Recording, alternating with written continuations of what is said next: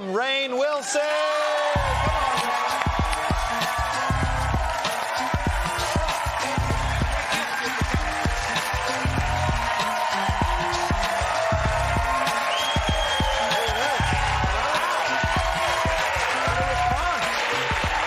Thank you. Cheers to that. Thank you. Unbelievable. We got to have some time for a conversation here. Long-time watcher, first time. Are you the first seated at the desk? This is amazing, bro. Well, in all your previous acting, you've never been to the Daily Show? I have never been to the Daily Show. I'm so glad you're here. Yes. And so are they, which is thrilled. amazing. Apparently. Okay. Seriously. Wow, this... I will you. I will seriously. No, I always like to... Shut it.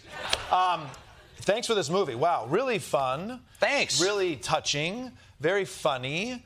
You're a paramedic in this film. How'd you train for that? Looked like you knew what you were doing. Well, we underwent some serious training with other paramedics. In fact, the co-author of the film is here in the audience somewhere. Okay. And all of the stories in Code 3 are based on his real-life experiences. Wow. And so... As people on the frontline workers, MS workers are seeing this film, they're ecstatic. They're like, finally a film that really gets us. But I did a ride-along with in South Central with the LA Fire Department. That was really eye-opening. Yeah. And there's a wonderful part in the film where they walk through a hospital and they show you what everyone's making as far as money goes. Yeah. And it's depressing that the paramedic is averaging like $42,000 a year or something. Yeah. The number one thing I would learn from this film was that this population, the population that we entrust to save our lives, to save our grandmother's lives, to come at a single call of 911, they get paid about what someone who works at Starbucks gets paid. There's a great line that's something like, I'm your best friend on your worst day. Yeah. Why are we paying our best friend on our worst day nothing? Well, answer that for me. I'm gonna. Yeah. Tell me how the healthcare system can be improved, professional actor. Yes. Okay. You want to hear from a sitcom actor about how to fix the American healthcare system. These systems are so colossally broken from top to bottom. You can talk to anyone. From a hospital administration staff to the insurance companies to the emergency room workers. It's crazy. Everything is upside down and backwards. We've got to really kind of reinvent the system. But I did that guy, Dr. Mike, he has a big popular doctor podcast, and he was saying, like, trying to fix it. The problem is that people die if you're trying to fix it while it's operating, because it's like fixing an airplane while you're in midair. So it's a tricky one. It's beyond me. I was skiing in France one time, and my friend went off-piste and tore his ACL. And the French ski patrol takes the snowmobile up, and before they even put him on the stretcher, they swipe his credit card. And I'm like, that's how we got to do it. That's it. Yeah. Let's talk about burnout, because what's so fun of this scene of the film that we just saw was you're done. You didn't, like you said, you didn't even know you could feel happy again. I think they said the average paramedic works from like 2 to 4 years on the job, and my character Randy's been working at it for 18 years, And but he's the guy you want saving your life. But burnout is very real in all of the medical service industries. How have you managed burnout at all in your life that isn't medical? In acting, is there such thing? I mean, you were on a very, very grueling scheduled sitcom for a long time. Was it? That was tough. That was tough. It was, we had so few breaks, and trying to eat the lobster rolls on those breaks was just having enough time to get one in the gullet before your next scene with Steve Carell and John Krasinski was tough, man. Tough. Yeah. I'm feeling sarcasm. Yes. Yeah. I want to talk to you about Soul Boom. Because I love Soul Boom. And it's one of these only positive breath of fresh air things that ever comes across my Instagram. Tell us about it. Tell the audience about it, the people who aren't sure what it is. Oh, thanks so much. So Soul Boom is based off a book I wrote 2 years ago. That is Why We Need a Spiritual Revolution. And it's using and looking at spiritual tools, both for personal transformation, but also on how to make the world a better place, a more just place. Right. That yes, we've been looking at political parties and partisan politics. We've been looking at different kinds of legislation.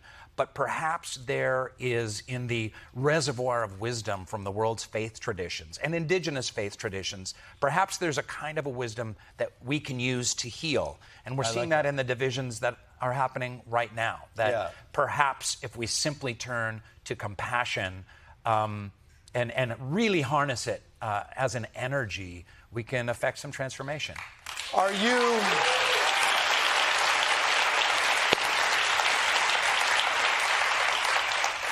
How do I live that? How do I live it? I'm trying to get on the C train. It's full. Someone told me my backpack hit him. I don't make enough money at work. Not me, I make plenty. But I mean, like, how do we live the compassion? Is it knowing we're all human and connected? Well, Carl Jung said, until we make the unconscious conscious, we will live our lives in a certain way and think of it as fate.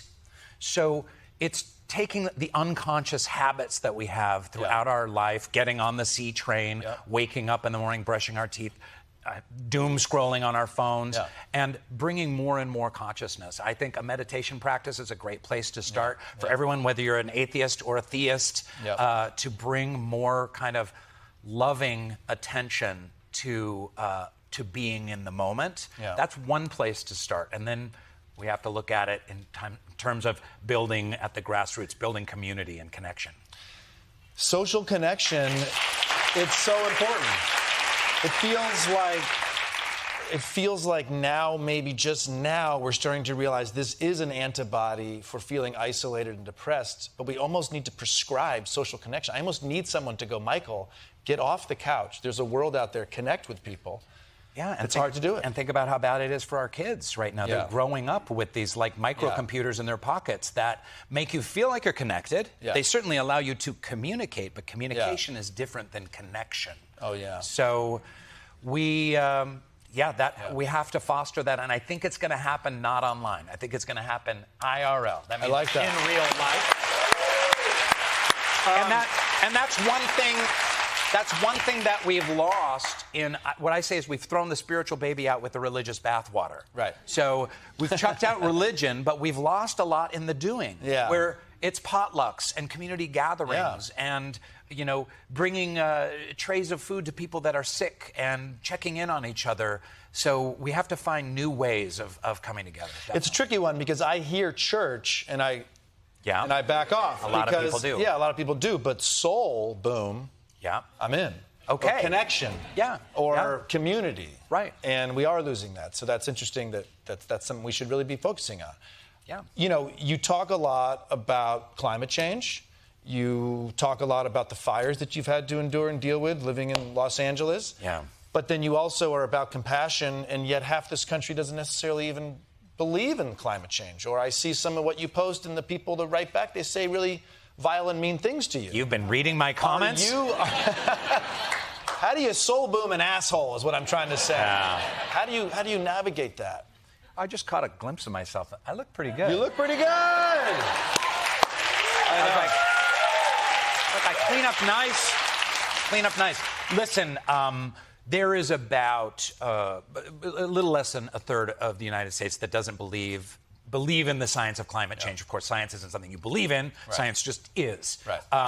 We need to just forget about them. We're never going to change their mind. I do believe that there is a movable middle of people that are really confused, and they hear the science, and they read the studies, and they look online, and they know there's got to be some truth to it, because you've got factories belching smoke into the atmosphere for 200 years now, and every year is getting hotter and drier, and weather is getting more extreme. So I think one of the failings that we've done is, especially on the political left, is communicate climate effectively. You guys do it great with humor, like the cow farts.